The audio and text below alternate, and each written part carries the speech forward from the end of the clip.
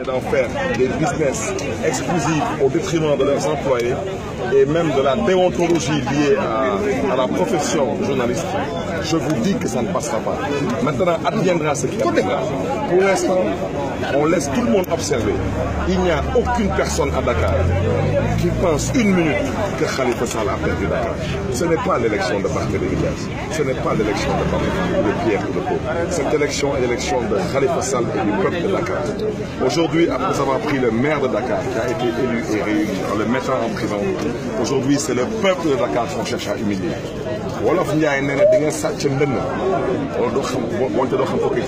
C'est exactement ce qui va leur arriver.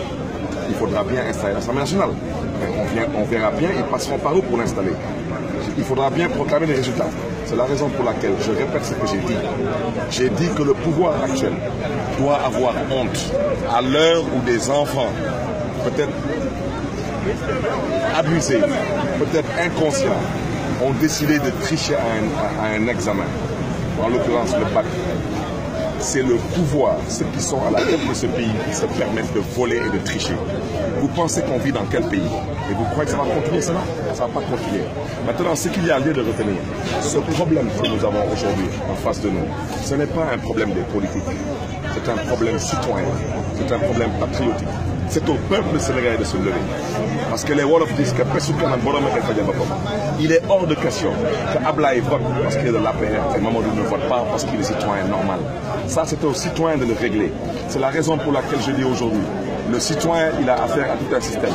Ce système est certes dirigé par le pouvoir, mais en complicité avec l'administration, la DAF, la Sénat, en complicité avec le commandement territorial, les sous-préfectures, les préfectures et les gouvernances, en complicité avec certains patrons d'organes de presse qui se sont substitués au Conseil constitutionnel pour s'amuser à donner des résultats qui sont fictifs.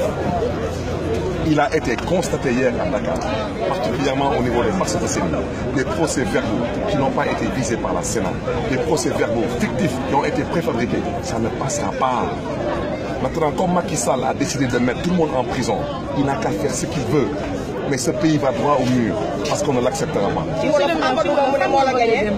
que vous avez voté? Est-ce que vous avez voté, monsieur le maire? Vous savez, si je vous dis, je vais peut-être même je vous invite à aller à Rebeuss. Vous vérifiez le droit de Khalifa Sall, il a aussi voté. Comment, où et comment? J'ai voté dans ma commune. Où? Vous étiez inscrit au bureau numéro 1. À quelle heure? Vous étiez pas là-bas? Combien de gens ont voté dans des bureaux sur lesquels leur nom ne figurait pas? Et Khalifa, il a voté où? Il a voté à Grand Yoff. Et vous avez voté au bureau numéro 1? Qui vous a dit que je suis inscrit au bureau numéro 1? J'ai vu là-bas votre nom, monsieur le maire. Vous avez vu mon nom? Oui, bureau numéro 1, oui. Centre Mass Massaer Niane. Et allez voir si je n'ai pas émarché. Alors, tu Wolof, monsieur le maire, Amadou Ba Moulemon, il a gagné ce cas. Amadou Ba, nous tontons avec Amadou Ba. Parce que Kadou Satch, Kadou Fenkat, Kadou Saïsaï, Kadou Jojo, Kadou Dano Saret. moo tax lu ñuy wax ñun tey askan wi la ñuy wax